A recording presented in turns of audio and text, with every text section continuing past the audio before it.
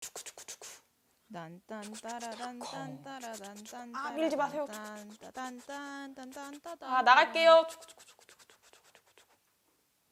삑! 지옥철 9호선입니다. 왔어? 그거 알아? 우리가 이용하는 대중교통 중에 절반이 지하철이래. 나도 오늘 좌파점 문 열려고 지하철 타고 왔잖아. 그만큼 지하철은 수도권 곳곳을 돌아다니려면 꼭 필요한 교통수단이야. 그런데 숫자로 된 지하철 노선 중에 제일 늦게 신설됐으면서 또 제일 문제가 많은 노선이 뭔 줄 알아? 바로 지옥철로도 악명 높은 지하철 9호선이야. 오늘은 9호선에 대해서 얘기를 해보려고 그래. 왜 하필 9호선만 이렇게 말썽일까? 박원순 시장이 9호선 2, 3단계 구간 민간 위탁 운영 동의안을 서울시 의회에 제출했잖아. 그런데 이 동의안이 문제가 되게 많거든? 쉽게 말하면 지하철 9호선 중에 일부 구간을 민간 위탁으로 운영하세요 이렇게 이야기하는 건데, 문제는 지옥철 9호선이 민간 위탁 때문에 만들어진 거라고 해도 과언이 아니라는 점이야. 그래서 오늘은 민간 위탁이랑 지옥철이 무슨 상관인지 그 얘기를 좀 해주려고 하는데 조금 복잡하고 어렵거든? 5분만, 딱 5분만 머리 힘주고 잘 따라와봐. 우선 9호선의 운영 구조에 대해서 알려줄게. 9호선은 개화역에서 여의도를 거쳐서 종합운동장, 중앙보훈병원으로 이어지는 노선인데 서울시가 이걸 3단계로 나눠서 운영하고 있어. 개화에서 신논현까지 1단계, 신논현에서 종합운동장까지 2단계, 또 종합운동장에서 보훈병원까지가 3단계야. 지하철은 관제, 운전과 역사, 시설관리, 그리고 차량 정비라는 3가지 부분으로 나눠져. 그런데 이 9호선을 왜 민간 위탁이라고 하냐면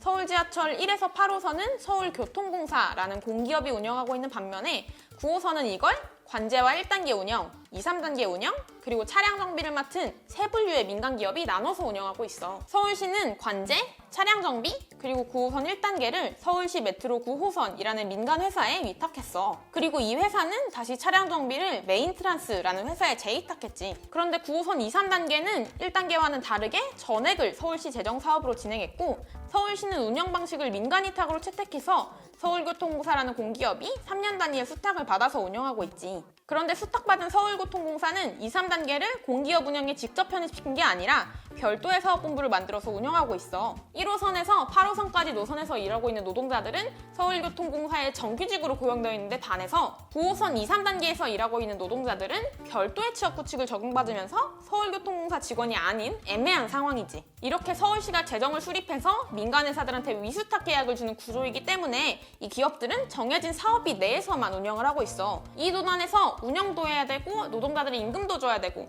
또 자기들 이윤도 챙겨야 되니까 안전이 아닌 비용 중심으로 운영될 수밖에 없는 거지. 이런 구조 속에서 9호선이 어떻게 운영될 것 같아? 대충 느낌이 오지? 혹시 출퇴근 시간에 지하철 타본 적 있어? 내가 저기 들어갈 수 있을까? 이런 생각이 들잖아. 그래서 지옥철이라고 얘기를 하는 거고, 지옥철하면 만만치 않은 2호선도 혼잡도가 평균이 192%래. 그런데 9호선 급행이 혼잡도는 205%나 돼서 한 량에 거의 330명 정도가 타고 있는 거야. 이렇게 혼잡도가 높은 이유가 뭘까? 1에서 8호선은 8량에서 10량 정도로 운영되는 반면에 9호선은 길어봤자 6량에 불과하기 때문이야. 이런 지하철에서 안전과 건강 문제가 당연히 우려될 수밖에 없는 거고.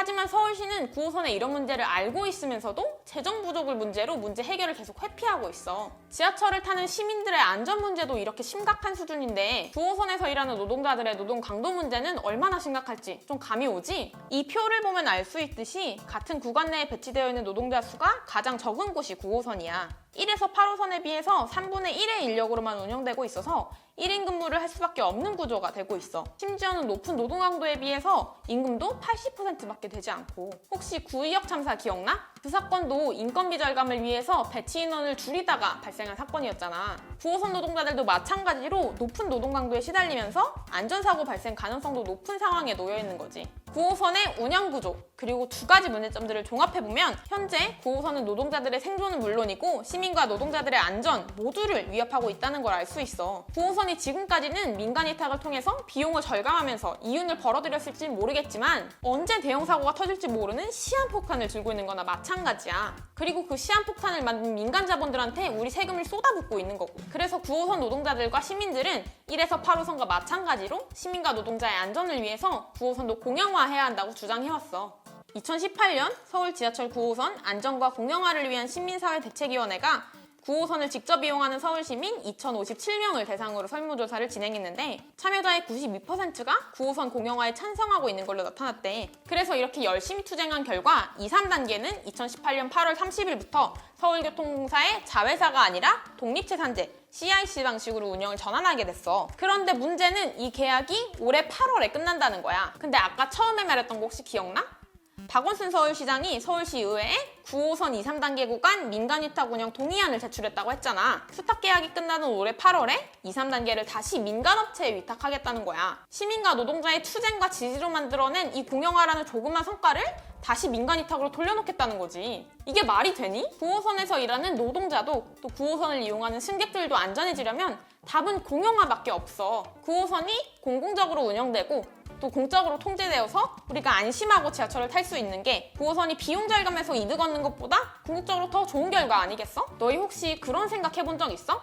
교통수단을 이용하는 것도 시민의 권리라는 거. 출퇴근을 하고 사람을 만나고 또 여가를 즐기고 생활을 하면서 꼭 필요한 게 대중교통이라는 거지. 그런데 이렇게 꼭 필요한 공공재의 성격을 가지는 것들이라면 이걸로 돈 벌 생각을 할 게 아니라 사회의 모든 구성원들한테 보편적으로 주어져야 되는 거 아니야? 그 과정에서 당연히 적자가 발생할 수밖에 없어. 이건 이윤을 위한 사업이 아니니까. 그리고 그럴수록 민간에 맡겨둘 게 아니라 공적으로 운영해야 되는 거고. 그런데 이런 사업들이 민간에 맡겨지고 어떻게 하면 이걸로 돈을 더 벌 수 있을까? 이걸 궁리하는 바로 그 순간에 이용하는 승객들과 일하는 노동자들의 권리와 안전은 이윤의 반대쪽 저울에 놓여지게 되는 거야. 지하철도 마찬가지라는 거지. 지하철에서 일하는 노동자들에게 안정적인 노동 조건을 보장하고 또 지하철을 이용하는 시민들에게는 안전한 서비스를 제공하는 것. 그리고 이걸 위해서 재원을 마련하는 것 모두가 국가와 지자체의 의무잖아? 그렇기 때문에 9호선도 지금 서울시가 하려는 것처럼 민간 위탁을 다시 확대할 게 아니라 서울시가 직접 재원을 마련해서 현물 출자로 9호선을 1에서 8호선과 똑같이 서울교통공사의 소유권을 넘겨서 통합 운영해야 된다는 거야. 말하자면 시민과 노동자